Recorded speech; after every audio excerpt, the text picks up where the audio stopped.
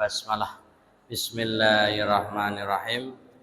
Assalamualaikum warahmatullahi wabarakatuh.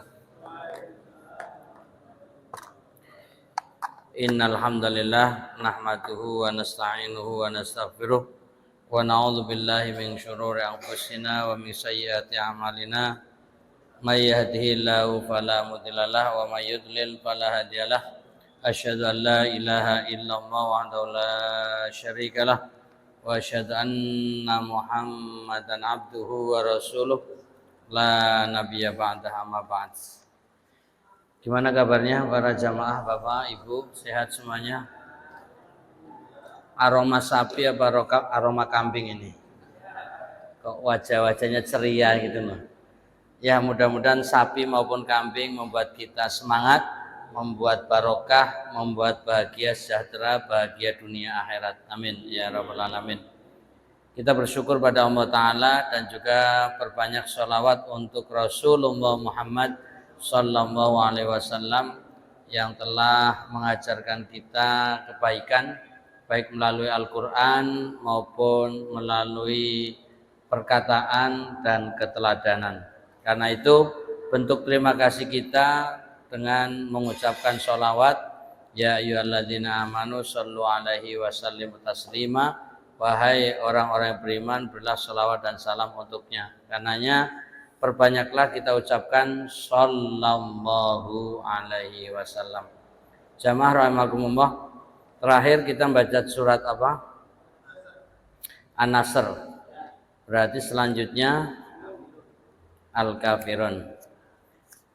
Karena suratnya masih pendek-pendek, kita bisa baca dulu. Nah, nanti kalau sudah masuk surat yang agak panjang-panjang, mungkin sebagian kita baca, sebagian dilanjutkan di kesempatan berikutnya. Saya biasa mulai, lalu jamaah melanjutkan atau mengikuti setelahnya. A'udzu billahi minasyaitonir rajim. Monggo.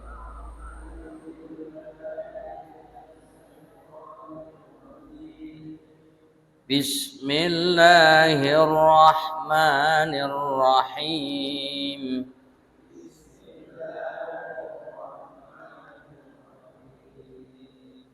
Qul ya ayyuhal kafirun.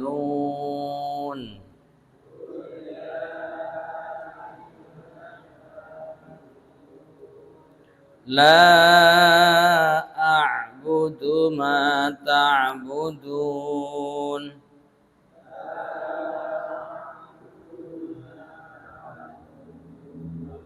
wa la antum 'abiduna ma a'budu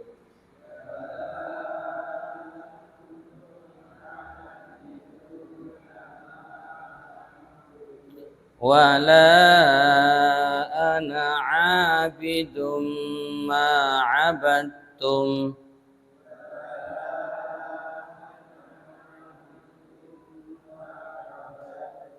wala antum 'abiduna ma a'bud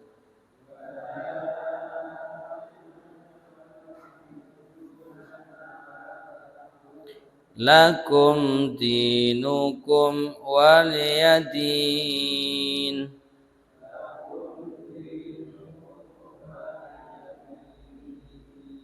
Alhamdulillah, kita baca surat Al-Kafirun yang merupakan surat Makkiyah, turun urutan ke-18 dari 114 surat dan diletakkan di dalam urutan Al-Quran ke-109.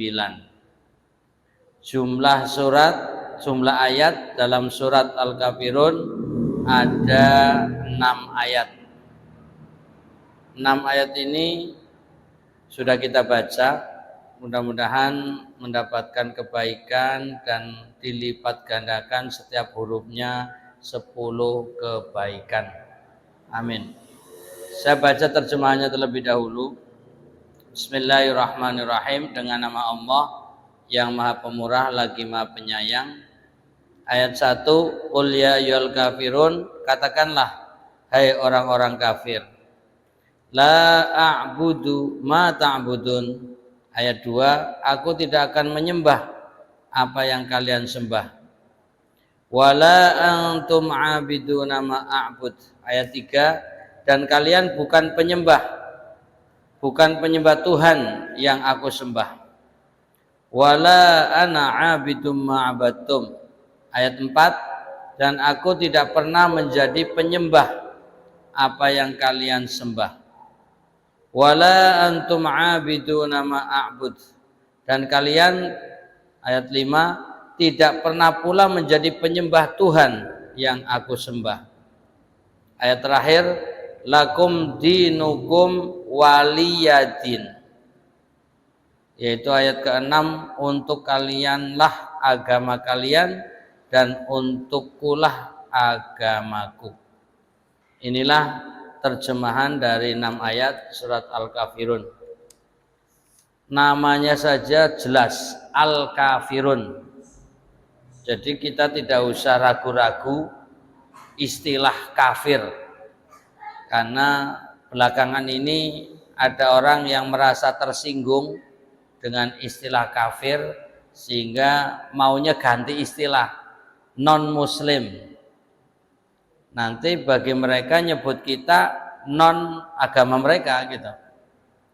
Ya itu istilah saja. Tapi bagi kita sudah dipandu Allah yang menciptakan manusia melalui Nabi Muhammad SAW menggunakan istilah al-kafirun. Siapa? Mereka yang tidak mau menyembah Allah. Lihat makna keseluruhan. Katakanlah hai orang-orang kafir, aku tidak akan menyembah berhala-berhala yang kalian sembah. Jadi dalam surat Al-Kafirun ini berbicara tentang ibadah, yang terjemahannya penyembahan. Orang-orang kafir yang dimaksud di zaman itu adalah orang-orang Quraisy, orang-orang yang menyembahnya berhala. Lalu Allah memandu, la a'budu, aku tidak akan menyembah, ma ta'budun, yaitu berhala-berhala yang kalian sembah. Dan kalian tidak akan pula menyembah Allah Subhanahu wa ta'ala yang aku sembah. Artinya Allah sudah tahu dan mengajarkan kepada Nabi Muhammad SAW bahwa mereka tidak akan menyembah Allah sebagaimana yang umat Islam sembah, sehingga menegaskan wala antum, dan kalian tidak akan abidun, yaitu menyembah, ma'abudu, apa yang aku sembah. Lalu diulang lagi untuk menegaskan antara ayat 2 dengan ayat 4. Jadi ayat 2, la a'budu ma ta'budun, aku tidak akan menyembah apa yang kalian sembah. Ayat 4 mengulangi lagi, wala ana abidum ma abattum, dan aku tidak pernah menjadi penyembah apa yang kalian sembah. Kalau melihat bentuk redaksinya dalam ayat itu ada sedikit perbedaan, walaupun terjemahannya mirip. Ayat 2, silakan yang membawa buku atau membawa Al-Quran, buka surat Al-Kafirun, lihat ayat 2 dengan ayat 4. Ayat 2 menggunakan la a'budu, itu dalam istilah bahasa Arab fi'lun mudhari, kata kerja yang menunjukkan sedang. Aku sedang tidak menyembah. Ya, artinya tidak menyembah sekarang. Ma ta'budun, apa yang kalian sedang sembah. Jadi menggambarkan suasana saat itu. Jadi saat ini saya tidak menyembah apa yang kalian sedang sembah sekarang. Nah, sementara ayat 4 itu sifatnya lebih permanen. Wala ana abidun, dan aku, ini Allah mengajari Nabi Muhammad untuk menggunakan kata ana, saya, aku. Dan ini nanti dijadikan pedoman setiap muslim harus mengatakan ana, saya. La ana, aku tidak. Abidun, ini namanya ini namanya isim fa'il. Isim fa'il itu yang menunjukkan bahwa orang yang menyembah tanpa batas waktu. Kemarin abidun menyembah, sekarang abidun menyembah, esok pun tetap abidun menyembah. Jadi selamanya tidak akan pernah menyembah. Ma'abattum, yaitu apa yang kalian sudah menyembahnya. Jadi ini unik, ayat 4 lebih tegas bahwa kemarin, sekarang, dan yang akan datang selamanya saya tidak akan menyembah ma'abattum, apa yang sudah kalian sembah. Kalau di ayat 2 lebih halus, la a'budu, aku sekarang tidak menyembah ma ta'budun, yang sedang kalian sembah. Ini sifatnya komunikatif. Jadi seakan-akan sedang komunikasi sekarang. Tapi pada itu ayat 2, tapi pada ayat 4 lebih tegas bahwa tidak akan pernah menyembah selamanya. Ini adalah prinsip seorang muslim. Tidak perlu berubah, tidak boleh goyah, harus tegar, istiqomah, tetap pada pendirian dan prinsip tidak akan pernah menyembah berhala-berhala yang mereka sembah. Ini untuk memahami perbedaan antara ayat 2 dan ayat 4 yang terjemahannya mirip. Coba lihat terjemahannya. Ayat 2, aku tidak akan menyembah apa yang kalian sembah. Kemudian ayat 4, dan aku tidak pernah. Di sana tidak akan, kalau di sini tidak pernah. Jadi bedanya akan dengan pernah. Jadi lebih tegas ayat 4. Di sana tidak akan menyembah. Kalau di sini tidak pernah menjadi penyembah. Perhatikan perbedaannya. Saya yakin Bapak, Ibu, para jamaah sudah hafal ayat ini. Saya yakin Bapak Ibu sudah tahu artinya. Tapi pertanyaan saya, sudahkah bisa membedakan gitu loh? Kira-kira selama ini sudah mikir perbedaannya atau belum Bapak Ibu? Belum. Berarti baru mikir sekarang. Berarti nambah ilmu tidak? Alhamdulillah. Itu yang penting. Jadi jangan merasa minder, aku kok nembe ngerti. Justru alhamdulillah sekarang jadi tahu. Jadi bukan merasa wah, aku sudah segini kok ya baru tahu. Jangan begitu.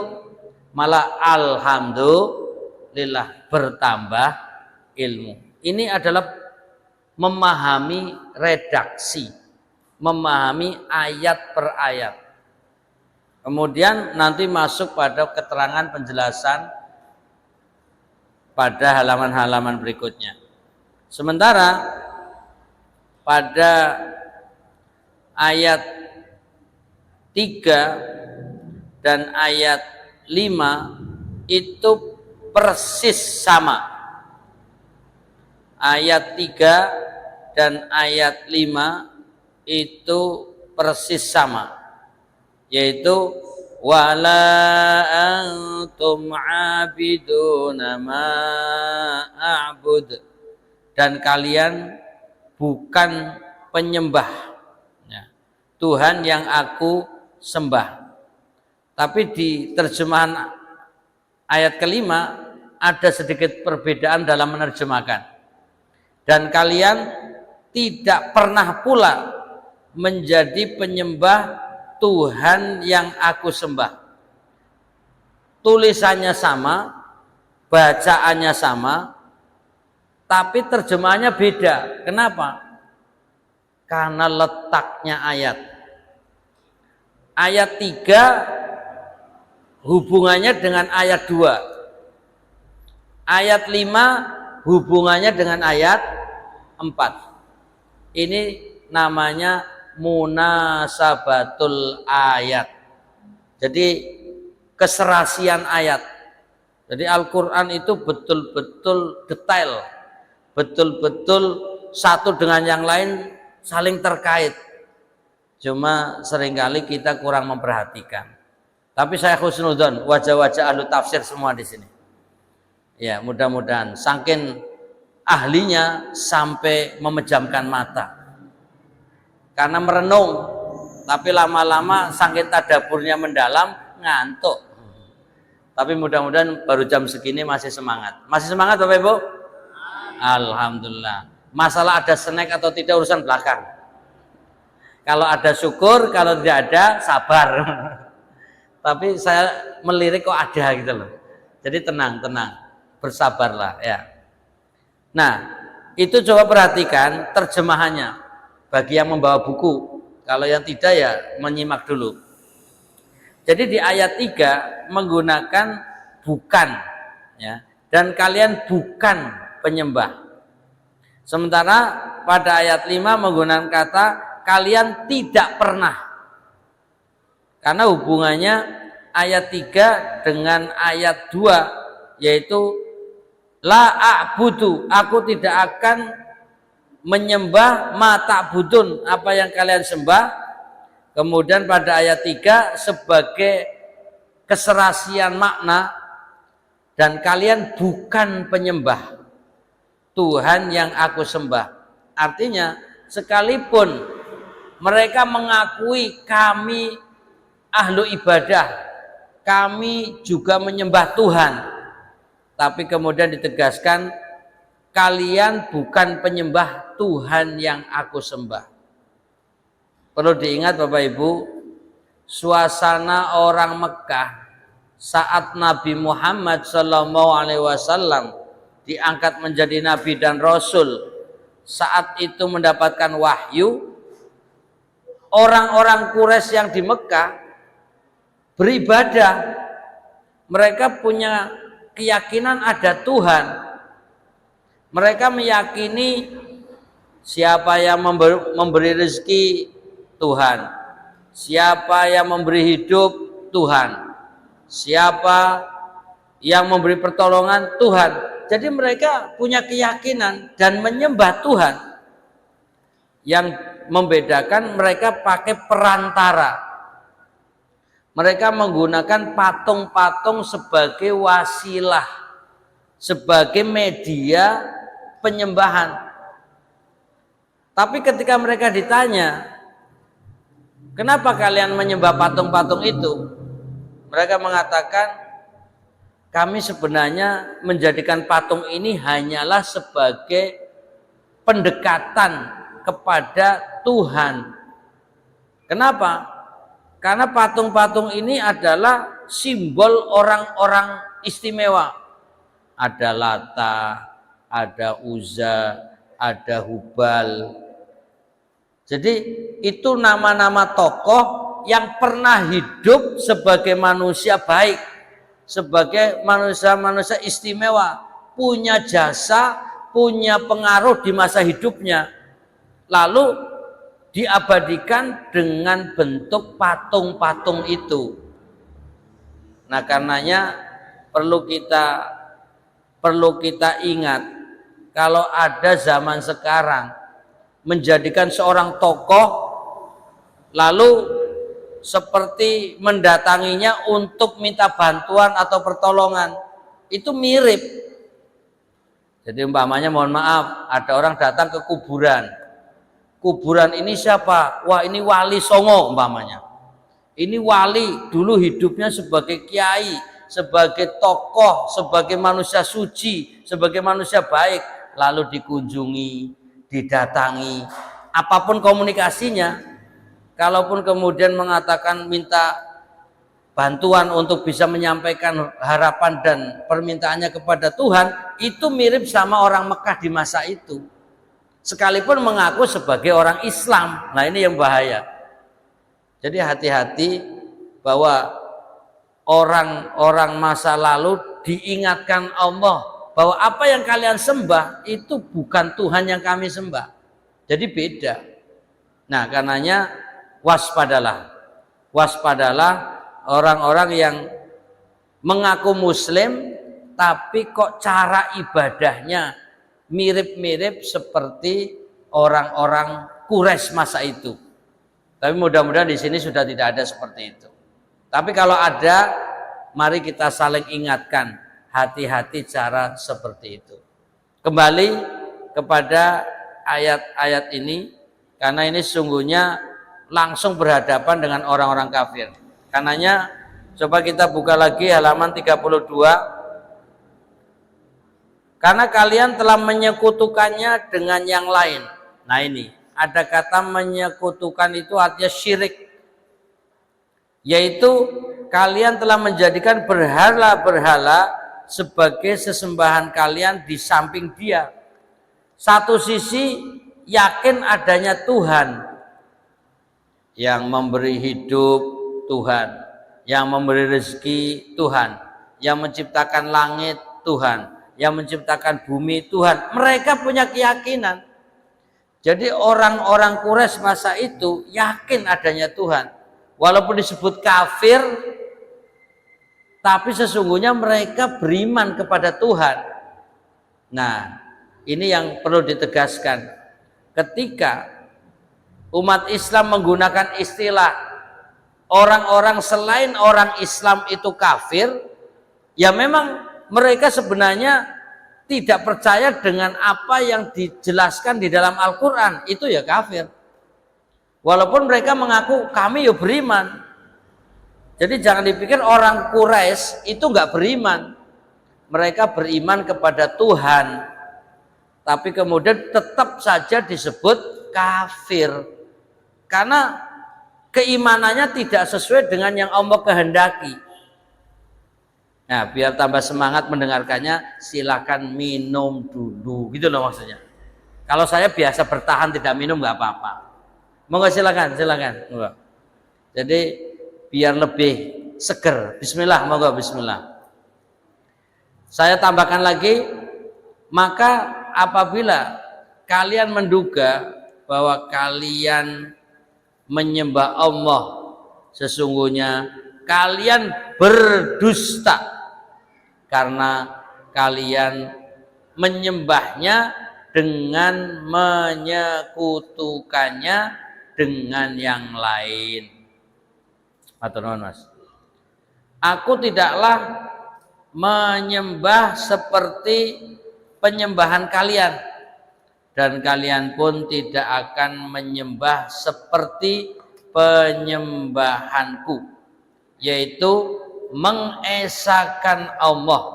Nah, ini kata kuncinya, mengesahkan Allah, la ilaha illallah. Monggo kita ucapkan la ilaha illallah. Inilah kata kunci sebagai orang yang muslim, orang yang beriman, yaitu la ilaha illallah. Tidak ada Tuhan yang berhak disembah selain Allah. Jadi murni, tidak boleh ada hal lain.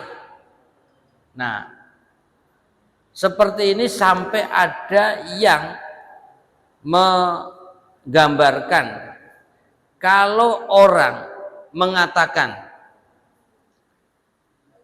walaupun dia percaya Tuhan, walaupun dia meyakini adanya Tuhan, tapi mengatakan kalau saya tidak punya uang saya tidak bisa hidup. Lah ini kira-kira namanya apa? namanya menuhankan uang. Berarti dia apa? Syirik, musyrik. Padahal sekedar ucapan. Ini hati-hati. Kalau saya tidak makan, saya mati. Seakan-akan makannya menghidupkan. Ini sekedar gambaran orang yang ingin mengatakan bahwa betul-betul mengesahkan Allah itu lahir batin, ucapan, pikiran, hati, la ilaha illallah. Hidup mati itu yang menetapkan Allah. Maka jangan menjadikan segala hal selain Allah itu disamakan atau disertakan. Sehingga umpamanya, wah saya itu sakit, terus saya berobat ke dokter fulan, kemudian sembuh, itu syirik. Coba, loh kok bisa syirik? Seakan-akan yang menyembuhkan dokter. Nah saya kan niatnya ya nggak begitu, sekalipun nggak niat begitu ngomongnya itu loh. Nah ini yang agak kadang terpleset omongan kita. Nah terus gimana? Ya ngomongnya bahwa Allah telah menyembuhkanku, ya, dengan apa? Dengan melalui, ya, jadi perantaraan dokter itu dengan izin Allah aku sembuh. Jadi jangan sampai seakan-akan murni dokter. Umpamanya Indonesia merdeka, menang karena para pahlawan kita. Nah, coba. Itu kata-kata baik atau buruk? Ya tergantung yang menilai. Itu kalimat semangat. Seakan-akan benar. Indonesia merdeka karena jasa-jasa pahlawan kita. Itu kalimat yang sepertinya benar. Kalau kita melihat secara sekilas, seakan faktanya itu. Tapi kalau kita melihat tinjauan ilmu tauhid, ilmu akidah, akan dikatakan ucapan syirik. Kok bisa? Karena seakan-akan kemenangan Indonesia karena siapa? Karena para pahlawan itu. Padahal harusnya mengatakan kalau bukan karena kehendak Allah, ya, tidak akan menang. Atau bahwa dengan kehendak Allah melalui para pahlawan-pahlawan itu, maka Indonesia menjadi merdeka. Ada orang, alah ribet banget toh kayak ngomongnya gitu. Ya betul, ini hubungannya dengan ucapan tauhid. Kalau sembarang ngomong silakan saja. Kalau Anda tidak mau dikatakan orang beriman, silakan. Kalau Anda tidak dikatakan orang syirik, silakan. Mau ngomong apa saja bebas. Tapi kalau Anda ingin mengatakan saya orang Islam, saya orang beriman, saya bertauhid, ucapannya harus pakai aturan. Kira-kira bisa ngatur kembali nggak ini? Agak rumit ini, karena sudah ceplas-ceplos itu loh. Jadi apa ya? Gampang ke omongan, sehingga merasa itu omongan yang bebas-bebas saja. Padahal itu bisa disebut syirik. Dan inilah yang ditegaskan bahwa yang membedakan orang-orang kaum musyrik, kaum Quraisy, orang-orang Quraisy yang mereka mengaku aku menyembah Tuhan, aku juga minta pertolongan kepada Tuhan, tetap dikatakan orang kafir, tetap dikatakan sebagai orang-orang musyrik karena mereka masih menyertakan selain Tuhan, selain Allah, yaitu seakan-akan berhala itu adalah simbol orang-orang yang berjasa, simbol orang-orang yang pernah berbuat baik, dan seterusnya. Dan ini yang kemudian diluruskan oleh ajaran Islam. Nah monggo kita tinjau ulang, setiap kita berkata, apalagi sampai pada keyakinan, itu perlu diperbaiki. Jangan sampai ceplas-ceplos, wah saya minum obat ini jadi cespleng, sembuh, wah ini bahaya ini. Seakan-akan yang menyembuhkan adalah obat. Makanya hati-hati para penjual obat. Testimoni apa itu testimoni, umpamanya wah ini obat ini betul-betul mujarab, mampu menyembuhkan segala penyakit, satu untuk semua. Seakan-akan tidak menyertakan Tuhan. Lah kalau ditanya, loh apa bukan Allah yang menyembuhkan? Oh itu pasti Allah. Tapi kan ini obat yang menyembuhkan. Ya kembali lagi syiriknya itu. Jadi hati-hati penjual obat ini. Ya bolehlah iklan, bolehlah promosi, bolehlah meyakinkan orang, tapi tetap pakai aturan ajaran Islam. Kalau mau disebut sebagai orang Islam. Kalau tidak mau disebut sebagai orang Islam yang bertauhid, bebas-bebas saja. Monggo, lakum dinukum waliyadin. Sudah. Bagi kalian agama kalian, bagiku agamaku. Nah, agamaku Islam, agama yang punya aturan. La ilaha illallah. Monggo ucapkan la ilaha illallah. Bagi kalian ibadah kalian yang kalian taati itu, dan bagiku ibadahku yang diridhoi oleh Allah Subhanahu wa taala. Ini baru sebagai makna secara umum, secara keseluruhan. Mari kita masuk pada penjelasan dan pelajaran. Diriwayatkan bahwa ada segolongan orang kafir Quraisy yang berkata kepada Nabi Muhammad sallallahu alaihi wasallam, "Kemarilah engkau, hai Muhammad, ikutilah agama kami dan kami akan mengikuti agamamu. Kamu sembah Tuhan-Tuhan kami selama setahun dan kami akan menyembah Tuhanmu dalam waktu yang sama." Ini seakan-akan toleransi.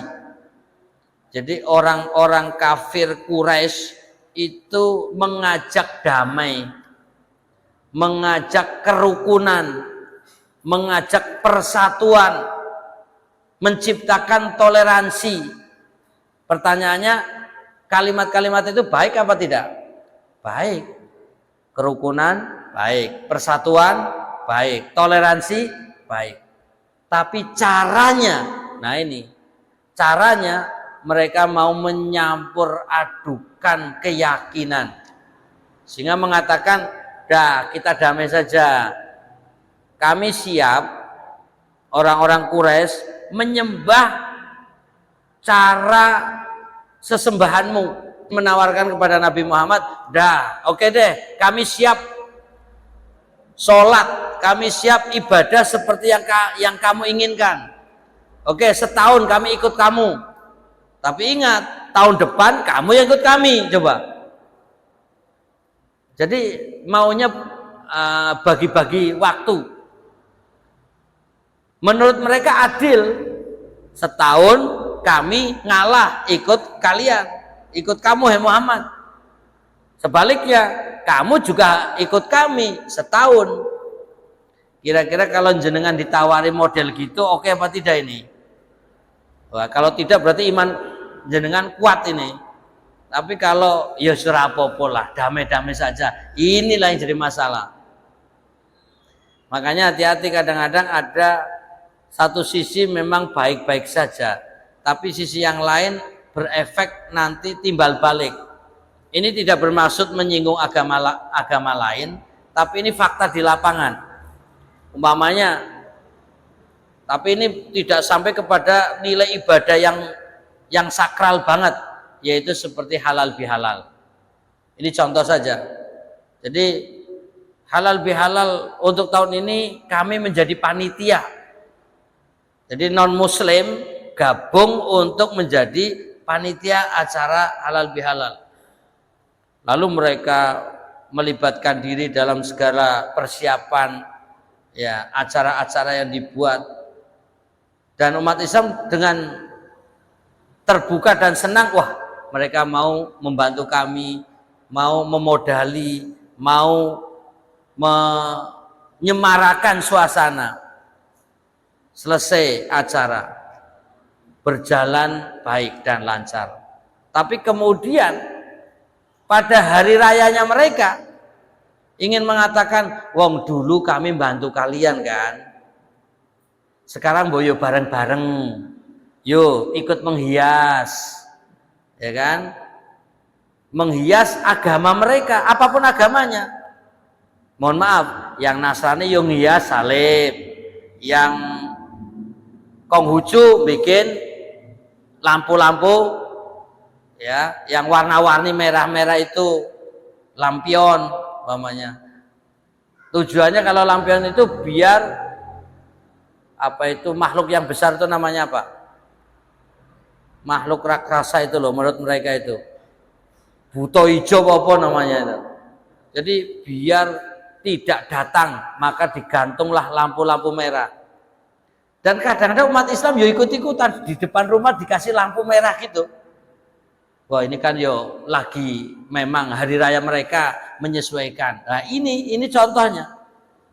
Nah, kalau seperti itu tidak jauh berbeda dengan penawaran orang Quraisy masa itu. Pertanyaannya, tawaran mereka diterima Nabi Muhammad atau tidak? Ternyata tidak. Lah kok umat Islamnya nerima? Maksudnya umat Islam sekarang yang mengaku umat Nabi Muhammad Sallallahu Alaihi Wasallam kok mau menerima tawaran mereka? Karena nggak paham. Kita maklum, ya sudah. Mungkin selama ini nggak ngerti strategi apa yang mereka lakukan.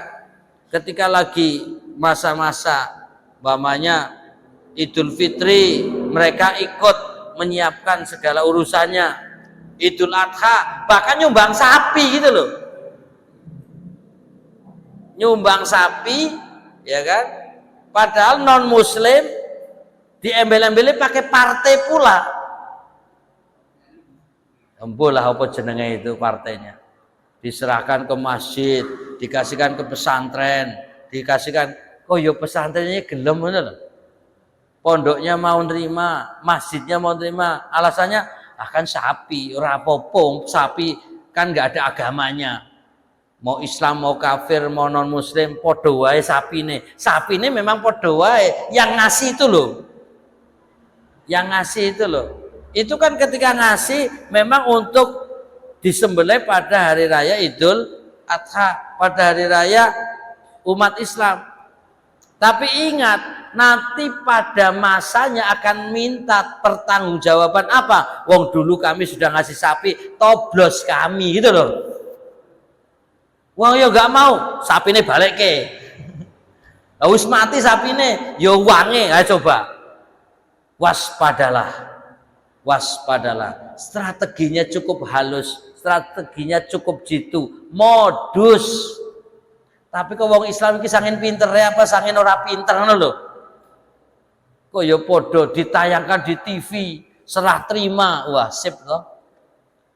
Dan itu banyak sekali. Makanya umat Islam itu jangan mudah tergiur. Tapi kadang-kadang umat Islam yang begitu bilang, alah Pak Ustadz mau bisa ngomong tok, mbok kene kasih sapi, oh malah nantang gitu loh. Lan jenengan mau ngomong, ngomel, ngritik, nyalahkan, nyatane nyumbang ora.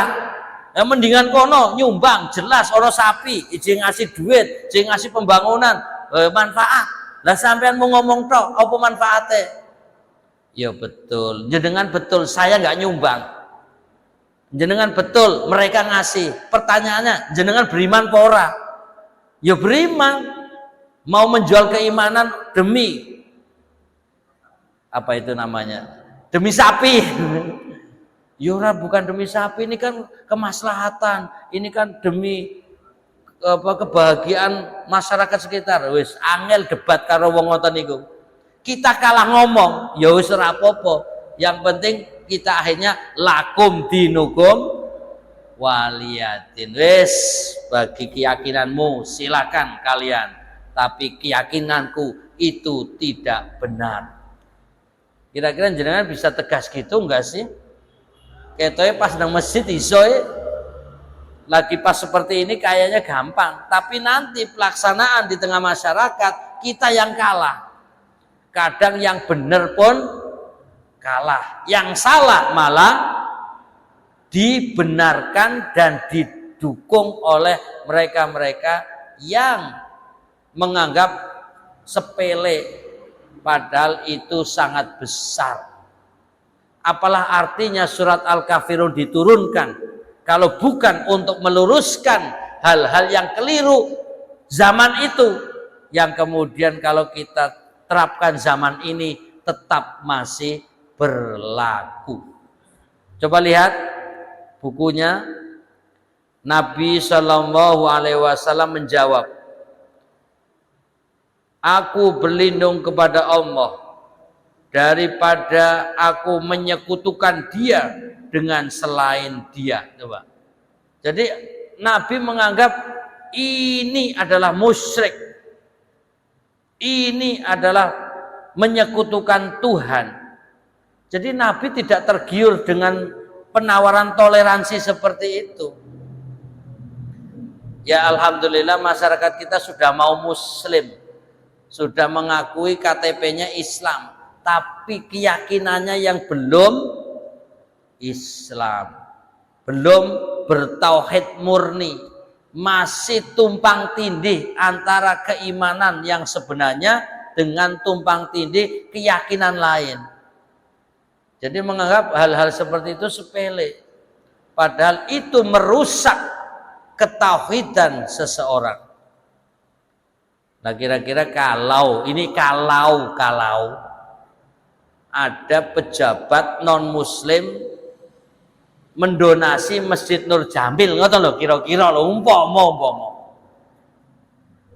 0,5 miliar umpama, wis tak gedeni sisan 1 miliar, kira-kira jenengan tergiur apa ora? Alam enggak, karena enggak ada duitnya kok. Wong yo nembe umpama. Kalau tenanan, insya Allah terima. Nah ini, karena saya pernah ditanya oleh seorang takmir masjid, sebuah dilema. Masjid ya berdekatan dengan sebuah bangunan dan itu sebuah hotel. Lalu hotel itu pemiliknya non muslim. Dalam proses pembangunan hotel itu akan menggali tanah, dan tanah itu akan menggetarkan sampai ke masjid karena sangat mepet berdekatan. Nah, pihak pengelola, pemiliknya itu pengen menenangkan para takmir dan jamaahnya, mendatangi, ini mohon maaf kami hanya punya segini untuk ya mungkin ganti ketidaknyamanan. Karena kami akan menggali tanah ini akan menggetarkan, mungkin nanti ada kerusakan, ada hal-hal yang tidak diharapkan. Kami ini dengan tulus ikhlas kami kasih. Monggo siapa para takmir yang bisa menerima ini. Angkanya 100 juta. Dan itu nyata. Lalu nanya ke saya, ini kami terima apa tidak? Kira-kira kalau jenengan posisinya seperti saya akan mengatakan terima saja atau tidak usah diterima? Mikir tau 100 juta cuma-cuma itu nyata dan ada, dan sampai sekarang saya lihat bangunannya ada. Kira-kira kalau di posisi jenengan ditanya penae diterima duitnya apa ditolak, itu kira-kira posisi jenengan takmir masjid itu terima apa tidak? Wong iki nembe umpama jenengan, kalau itu nyata itu, kalau jenengan terima apa tidak itu?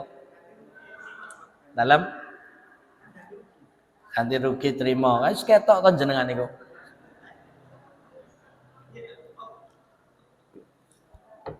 Iya, terima kasih atas jawabannya. Karena takmir sendiri berbelah dua.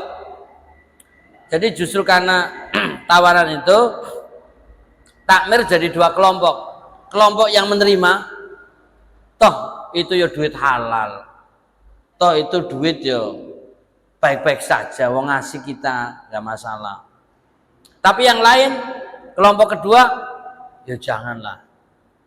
Ini tuh menurut mereka uang bungkam, Uang bungkam itu sama dengan uang suap. Uang suap itu kira-kira halal kurang loh maksudnya. Nah itu jadi problem. Yang satu mengatakan ora popo terima saja. Tadi uang ganti rugi, ya kan? Kemudian toh ini juga uang diberikan secara tulus ikhlas, gitu kan? Sementara tadi kelompok dua, yo tujuannya apa, gitu kan? Tujuannya apa?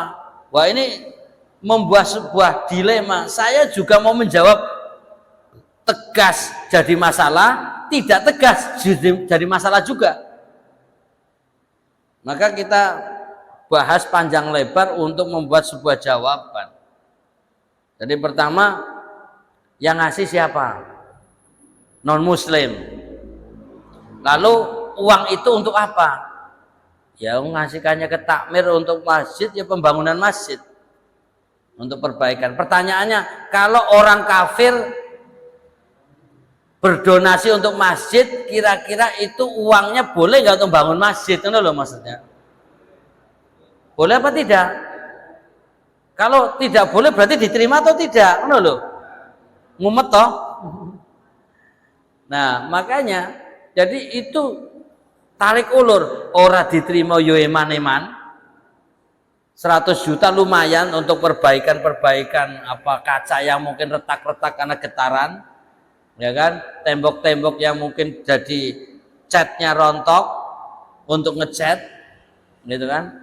Tapi kalau diterima ini uang halal apa tidak, gitu loh. Nah makanya solusinya gini, kalau mau diterima, upayakan bukan untuk inti pembangunan masjid. Kayak tadi umpamanya untuk teras, artinya kan non bangunan, non fisik. Tapi kalau tidak diterima itu lebih aman. Kenapa? Karena syubhat. Wah, ini kan jadi saya mencoba mencari titik temu antara kedua belah pihak. Kalau diterima, usahakan bukan untuk pembangunan, sekalipun itu retak-retak, sekalipun itu catnya pada rontok, usahakan dari dana yang lain. Tapi kalau mau aman, mau selamat, mempertahankan keyakinan dan keimanan, ya tolak saja. Nah itu. Nah disitulah mereka musyawarah lagi. Nah itu memang dilema. Wong itu benar-benar duit sudah ada, tinggal diterima. Kita itu tipenya tipe mudah tergiur masalahnya. Secara tidak langsung mereka sepertinya membeli kita dengan uang. Kalau kita punya keimanan, keyakinan, mending memperbaiki sendiri daripada dengan cara itu. Ini kalau mau tegas. Tapi ya tadi kita jawabnya dengan menolak, bilang lah dana kita nggak punya. Nah coba, ini efek kemiskinan yang berkepanjangan. Nah maka itu tadi tujuannya apa? Ini benar-benar ada fakta nyata dan pembangunannya ada. Ya takmir akhirnya cenderung menolak demi keamanan dan keselamatan. Walaupun ada yang grundel, wong duit oke ngono kok ya ditolak. Bodoh men. Goleke kon semono ya angel lho. Kita mencari dari jamaah kotak infak bola bali orang nganti 100 juta ngono lho. Wong ini uang di tangan, uang tinggal diterima kok ditolak. Ya ada orangnya begitu. Itu kembali lagi kepada keimanan. Ternyata kita nggak mudah, tidak mudah mempertahankan iman hanya gara-gara uang. Nah monggo, ini baru contoh kasus satu. Untuk menolak aja berat. Tapi kalau kayak tadi tawaran Nabi, tawaran orang Quraisy kepada Nabi, mau bersatu, ayo ibadah bareng. Ya. demi perdamaian, demi persatuan, demi kerukunan. Mari bersama kita bisa. Kan baik itu. Tapi kemudian mencampur adukan prinsip-prinsip keimanan. Inilah yang membedakan orang beriman yang hakiki, yang murni dengan orang yang kafir. Memang tidak peduli benar salah, tidak dibedakan. Yang penting rukun, yang penting bersatu. Tapi tidak mengenal prinsip-prinsip kebenaran. Nah, seperti inilah yang kemudian disebut radikal itu loh. Jadi radikal itu sebenarnya tujuannya karena mempertahankan prinsip. Tapi bukan berarti radikal itu jahat. Ya kan? Bahwa orang mempertahankan kebenaran, siapapun orangnya. Jangan dipikir hanya umat Islam yang kemudian disebut radikal. Banyak agama lain, umpamanya di India, ya, menangkapi orang Islam, dibantai, dibunuh.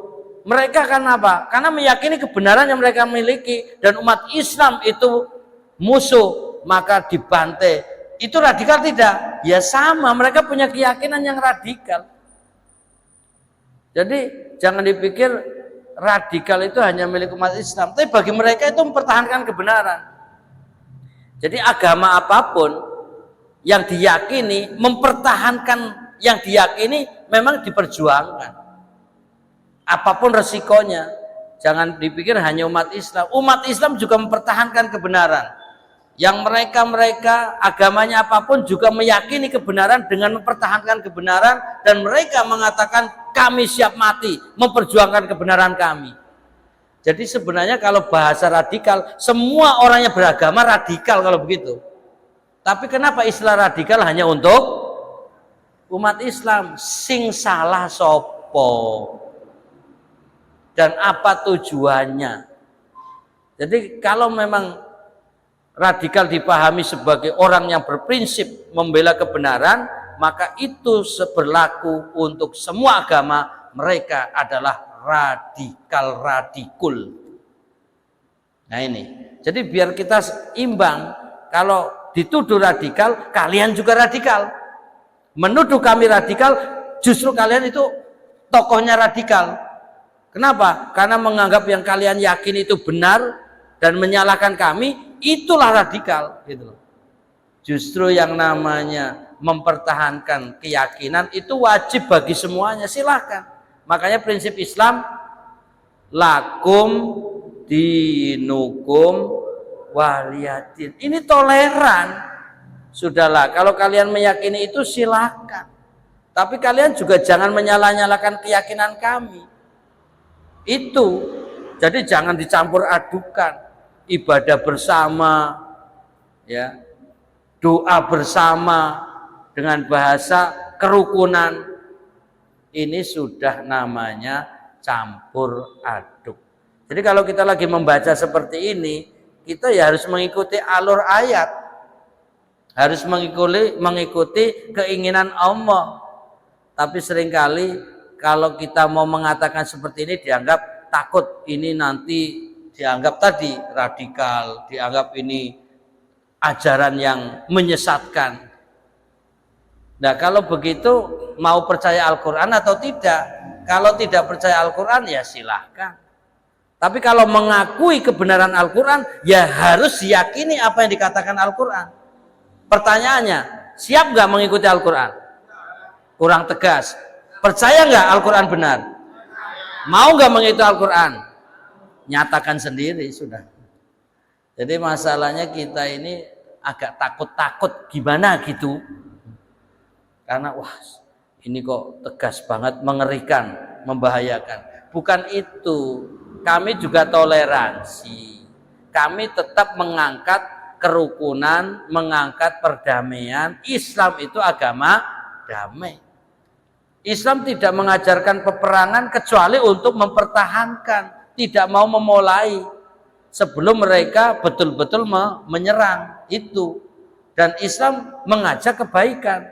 Kalau mau silakan, tidak ya sudah. Dan prinsip Islam la ikroha fiddin, tidak ada paksaan dalam agama. Artinya kalau kalian mau masuk Islam silahkan, kalau tidak monggo. Kalau kita bermasyarakat bersama, tapi urusan ibadah sesuai keyakinan masing-masing. Itu. Jadi kembali kepada penjelasan di sini, sebagian di antara mereka berkata, salamilah sebagian di antara Tuhan-Tuhan kami, maka kami akan percaya kepadamu dan akan menyembah Tuhanmu. Jadi orang kafir Quraisy meminta Nabi Muhammad dan pengikutnya suruh salaman sama patung. Salaman sama patung. Kalau kalian mau nyalami sama patung, ucapkan salam bahasa ibadah mereka akan legowo. Ya sudah, kalau begitu kita damai, kami ikut kamu juga. Nah, ini masalahnya, sudahkah umat Islam memahami surat Al-Kafirun sampai prinsip-prinsip seperti itu? Tiap hari membaca surat Al-Kafirun, hafal Al-Kafirun, tapi kadang-kadang sikap dan ucapannya tidak sesuai dengan prinsip-prinsip surat Al-Kafirun. Berarti belum yakin 100% kebenaran Al-Quran. Nah, ini yang harus tegas. Lalu turunlah surat Al-Kafirun ini. Hal-hal yang disebutkan oleh surat ini menyangkut ibadah yang sebutannya diulang-ulang. Maksudnya ibadah pada waktu itu dan ibadah yang akan terjadi pada masa sesudahnya. Demikianlah menurut pendapat sebagian ahli tafsir. Ini pertama. Akan tetapi ahli tafsir lain berpendapat bahwa sebutan kata ibadah yang diulang-ulang dalam surat Al-Kafirun ini dimaksudkan untuk memberikan pengertian yang tegas, karena sesungguhnya Al-Quran diturunkan dengan memakai bahasa Arab, dan di antara kebiasaan yang berlaku di kalangan mereka ialah mengulang-ulang suatu kalimat yang sama untuk menegaskan dan memberikan pengertian. Umpamanya seseorang yang menjawab akan mengatakan bala, bala, benar, benar. Dan orang yang menolak mengatakan la, la, tidak, tidak. Pengertian yang terkandung di dalam penegasan ini ialah untuk mematahkan ketamakan orang-orang kafir yang bermaksud mempengaruhi Nabi Muhammad SAW atau orang mukmin. Dalam ungkapan ini terkandung pula pengertian yang menyatakan bahwa orang-orang kafir itu akan tetap di dalam kekufurannya untuk selama-lamanya. Tidak ada faedahnya lagi menyeru mereka ke jalan yang hak agama Islam. Ini penjelasan. Jadi jangan terperdaya dengan tipu muslihat mereka, seakan-akan membangun istilah toleransi, menggunakan bahasa-bahasa yang menarik, persatuan, kerukunan, persahabatan, kedamaian. Itu hanyalah kamuflase, hanyalah ungkapan untuk menjerat kita umat Islam. Jadi jangan terpedaya, itu modus. Selama-lamanya mereka kafir tetap kafir, gak percaya tetap gak percaya, hanya seakan-akan ingin memberi harapan. Kami ingin bersama, kami ingin bekerja bersama, kita adalah sesama untuk perdamaian. Ya sudah, kami bantu kebutuhan kalian. Apapun yang kalian inginkan kami ikuti. Apa yang kalian butuhkan kami bantu. Menarik sekali bahasanya. Kalau kalian butuh bantuan tenaga kami siap bekerja bareng. Kalau kalian butuh dana pembangunan, kami siap mendonasi. Wah, menarik sekali. Tapi ingat, jangan lupa di balik itu punya modus. Apalagi zaman-zaman sekarang ada urusan politik. Jadi bukan serta-merta agama saja. Mereka mau bantu pembangunan masjid, mau bantu pesantren, mau bantu mungkin kemaslahatan dan kebutuhan warga, ya, jalan di aspal biar halus, tapi di balik itu semua ada modus, apalagi masa kampanye, sudah. Jadi kampanye melalui jalur agama, di foto, di video, di publikasi, lewat TV, lewat internet, lewat YouTube, wah, hebat. Dan anehnya umat Islam tidak menyadari itu adalah tipu muslihat. Sekali kafir tetap kafir. Walaupun waktu menyerahkannya pakai peci miring, tetap saja kafir. Wong peci bukan menjadi simbol Islam. Nah ini, jadi ini harus dipertahankan bahwa prinsip bahwa la a'budu ma ta'budun. Kami tidak akan menyembah apa yang kalian sembah. Karena sesungguhnya kalian juga tidak akan menyembah apa yang kami sembah. Itu sudah pasti. Allah yang menjelaskan, Allah yang menerangkan, Allah yang menurunkan. Ini bukti Allah tuh tahu apa yang mereka mau. Tapi anehnya umat Islam yang membaca kok gak ngerti apa yang Allah mau gitu loh. Masih mengotak-atik ayat. Ya ini kan masa lalu. Sekarang kan beda. Coba. Lah sampean ke wong Islam ora to? Ya Islam tuh KTP ku ya Islam. Lah yakin gak kebenaran? Ya yakin. Tapi kan mulai tapi kan lagi itu loh. Kita kan hidup bermasyarakat, kita hidup di negara yang memang agamanya bukan hanya satu. Kita kan harus menciptakan kerukunan, perdamaian. Ini wong Islam kok malah merayu wong Islam liyane ngono lho. Ini sebenarnya wong Islam tenanan pura gitu. Ya kita jawab ya sudah. Omongan kamu itu baik semua. Tapi apa yang kamu omongkan sesuai enggak dengan Al-Qur'an ngono wae. Kalau tidak sesuai dengan Al-Qur'an, kalau sesuai dengan Al-Qur'an, berarti omongan yang baik kamu itu pas dengan Al-Qur'an, bagus, kita terima. Tapi kalau omongan kamu yang sepertinya baik, tidak sesuai dengan prinsip-prinsip kebenaran Al-Qur'an, maka omonganmu silakan untuk kamu saja. Gak usah disampaikan kepada umat Islam lainnya. Nah ini repotnya, yang ngomong ya umat Islam. KTP-nya Islam, mocone ya Quran, hadisnya ya diwaca, tapi kok tidak sesuai isi prinsip Al-Quran dan isi prinsip hadis. Nah ini yang disayangkan. Tapi mudah-mudahan jamaah di sini tidak seperti itu. Ini hanya di dalam alam lain lah. Ini yang saya omongkan itu umat Islam di alam gaib. Tapi kalau alam nyata ora ene ngono kuwi. Jadi mudah-mudahan umat Islam pada umumnya betul-betul memahami ayat Al-Qur'an, setidaknya surat Al-Kafirun saja dulu.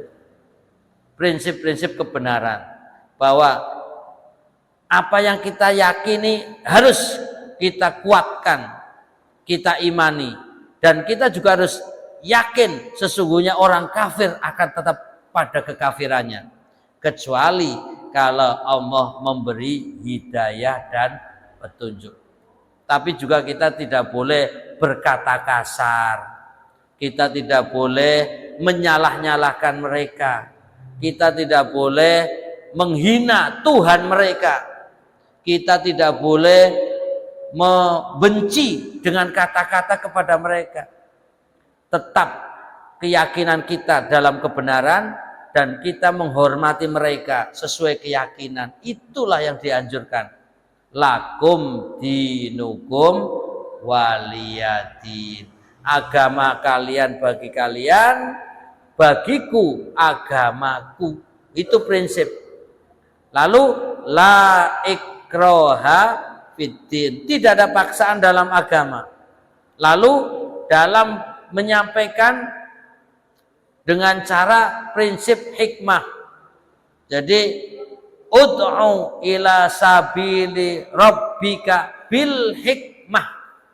Ajaklah ke jalan kebenaran Tuhanmu dengan cara yang bijak, bil hikmah wal mau'izatil hasanah, dengan nasihat yang baik. Kalau harus dialog, harus berdebat, wajadilhum billati hiya ahsan. Berdialoglah, berdebatlah dengan cara yang santun, dengan cara yang baik, tetap memegang prinsip-prinsip akhlakul karimah. Inilah umat Islam yang sejati. Satu sisi tegas, pegang prinsip yang kuat, tapi sisi yang lain harus lemah lembut, mengajak orang sebaik mungkin. Kalau mereka menolak, sudah, jangan dipaksa. Kalau berdebat dengan cara yang santun, tidak boleh menyalah-nyalahkan. Ini adalah ajaran Islam. Gampang apa sulit cara menerapkannya? Gampang-gampang sulit. Sulit-sulit gampang. Wis padha wae ini. Tapi yang penting kita punya prinsip dulu, punya ilmunya dulu, bahwa kita yakin ini benar. Tapi ketika menyampaikan, jangan kemudian langsung, karena saya benar, kamu salah, kamu sesat, masuk neraka. Ya nggak boleh begitulah. Sabar, sabar. Dialog dulu, diskusi dulu. Nah, itu harus wajadilhum billati hiya ahsan. Nah, ini adalah komprehensif dalam Al-Quran, dalam ajaran Islam. Jadi juga jangan memahami Islam sepotong-potong. Jangan mengambil ayat satu, meninggalkan ayat yang lain. Mengambil ayat satu, menolak dan meninggalkan, mengingkari ayat yang lain. Membaca ayat satu, tapi yang lain tidak dibaca. Itu jadi salah paham. Itulah pentingnya tolabul ilmi.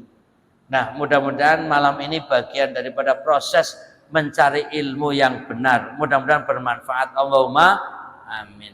Mulainya jam 7:15. Jam berapa tadi? Jam 7.30. Maka ditutupnya jam 8.30. Wassalam. Mudah-mudahan apa yang dibacakan, apa yang disampaikan bermanfaat buat kita semuanya. Sekali lagi, ini adalah ajaran Al-Quran. Kita tetap berkeyakinan bahwa apa yang ada di dalam Islam, dalam Al-Quran ini benar. Tapi cara menyampaikan pun harus dengan cara yang bijak, dengan lemah lembut, dengan nasihat yang baik, diskusi dengan cara yang damai, tidak boleh brutal, tidak boleh dengan kata-kata yang kasar. Setuju? Alhamdulillah. Ada pertanyaan, Bapak? Monggo. Waalaikumsalam warahmatullahi wabarakatuh.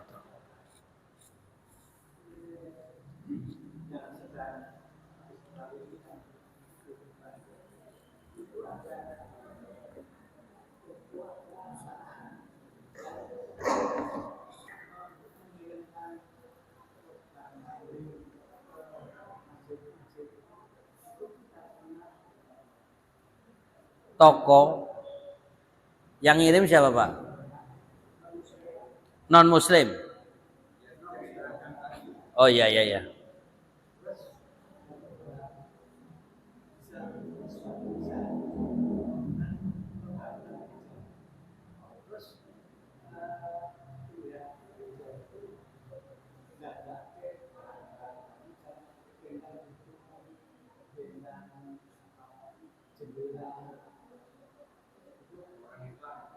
Orang Islam yang membikin.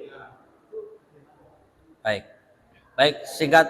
Monggo ibu-ibu yang mau istirahat, mau pulang, monggo. Bapak yang mau pamit silakan. Tapi kalau yang mau mendengarkan boleh. Prinsipnya begini. Ibadah tidak boleh dicampur adukan. Pertama, kalau memang seperti udhiyah atau bahasa kita kurban itu ibadah, maka tidak boleh dari non muslim. Maka kalau dikirimi sapi, dikirimi kambing atau berupa uang atau satu sapi ikut nimbrung dari 7 orang 2 umpamanya, itu tidak boleh. Sapi 7 orang harus muslim semua. Jangan, wah ini karena masih 5 orang kurang 2, terus ini kebetulan tetangga kami punya uang tapi non muslim, biar genep 7 lalu diterima. Itu salah. Mendingan 5 terkumpul berapa, cari sapi seharga itu, yang penting memenuhi syarat, daripada ditambahi tapi disisipi non muslim. Apalagi ngasih satu sapi utuh, apalagi ngasih satu kambing utuh tapi datangnya dari non muslim, itu berarti bukan kurban, bukan udhiyah, tapi itu apa, kira-kira apa ya namanya, Bapak? Sedekah ya nggak boleh. Istilah sedekah berarti kan yang namanya sapi atau kambingnya kalau disembelihnya dengan cara bismillah halal, tapi sebenarnya itu bukan kurban, Bapak. Masalah diterima Allah dan tidaknya urusan dia, urusan Allah kepada dia, tapi dagingnya halal. Dagingnya halal. Lalu pertanyaannya diterima pura, terserah takmir. Jadi umpamanya non muslim ngasih kambing, lalu kita sembelih dengan cara bismillah, itu halal. Tapi itu bukan kurban. Itu bukan kurban, tapi hanya subsidi. Nah itu tadi, takmir itu mau terima apa tidak? Kalau mau terima ya silahkan, tapi itu bukan disebut kurban. Tapi ini sumbangan, sumbangan dari non muslim, opo sapi, opo kambing, lah halal pora. Ya kalau nyembelihnya bismillah halal, ngono wae. Nyembelihnya bismillah halal. Tapi ini bukan namanya kurban. Makanya mau baginya terserah, nggak usah pakai aturan sepertiga untuk ini, selama diatur makan bareng sisanya ora apa-apa. Gitu, Pak. Sumbangan boleh diterima, tapi bukan namanya kurban. Disembelih sebelum sholat ya ora apa-apa. Untuk acara ini itu mau di luar hari tasik, jadi nyembelihnya tidak harus di waktu kurban. Tapi kalau barengi ya ora apa-apa. Tapi harus dibedakan, ini sumbangan dari fulan, yang ini kurban asli. Itu satu. Jadi kalau mau diterima silakan, tapi jangan disebut ini kurban. Angel toh nyebutnya. Tapi ketoknya bodoh tertarik terima dagingnya. Wong ini nembe umpama, Pak. Kok ya menghayal tenanan. Sopo sing arep nyumbang. Tapi kan perlu tahu ilmunya. Umpama gitu kan, Pak. Oh nyata. Terus diterima enggak, Pak? Diterima enggak?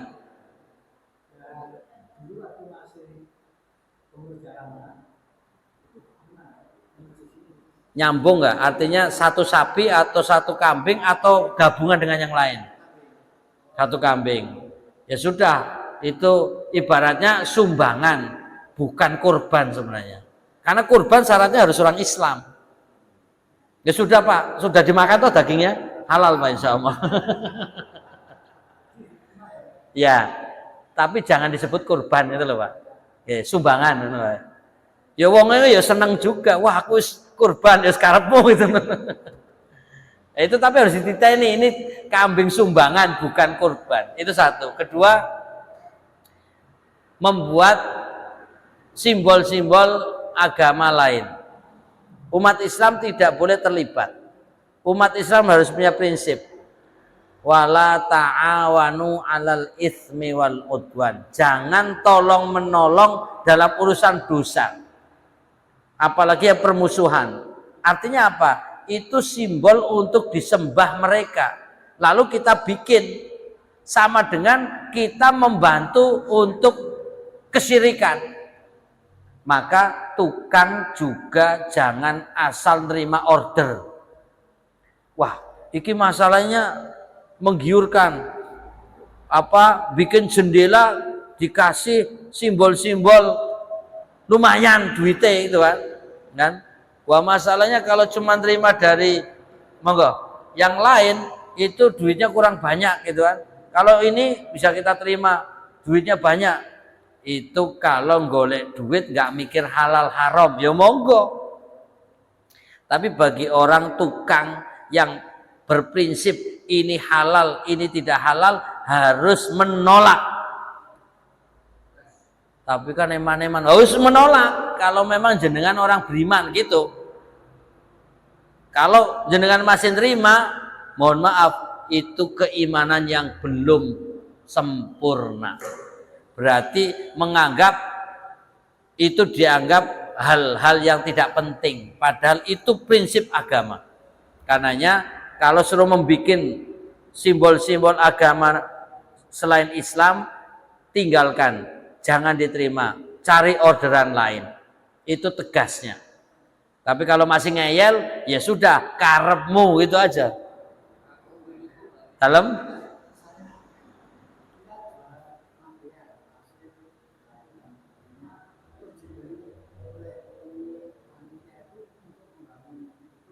kalau itu beda Pak, itu beda, boleh. Karena apa? Kita transaksinya pada jual beli Pak.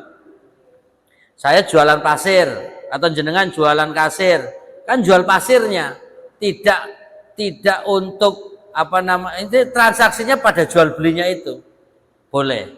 Tapi kalau mereka pesen, tolong sekalian ini pasirnya nanti dibikin salib, ini dibikin ini, umpamanya, itu nggak boleh. Jadi harus memilahkan mana yang boleh, mana yang tidak. Walaupun aslinya kita jual pasir ke dia untuk bangun itu, tapi kan saya jualnya pasir, yang bangun dia gitu. Urusan dia. Jadi bedakan. Tapi kalau suruh membuat, kita ya nggak boleh. Saya kira itu Bapak Ibu kelihatannya sudah nggak betah Pak pada pulang Pak. Kalau saya sampai jam berapapun kuat Pak. Mohon maaf Pak ya. Alhamdulillah, terima kasih atas pertanyaan dan diskusinya. Ini nambah manfaat insyaallah Pak matur nuwun. Mudah-mudahan perjumpaan kita diberkahi Allah Ta'ala dan tetap semangat. Sampai jumpa lagi pada pertemuan yang akan datang, dan ada rencana perubahan waktu. Nanti dimusyawarahkan kembali pada takmir kapan perubahan waktunya. Mudah-mudahan disetujui semuanya. Akhirul kalam, subhanakallahumma wa bihamdika asyhadu an la ilaha illa anta astaghfiruka wa atubu ilaik. Assalamualaikum warahmatullahi wabarakatuh.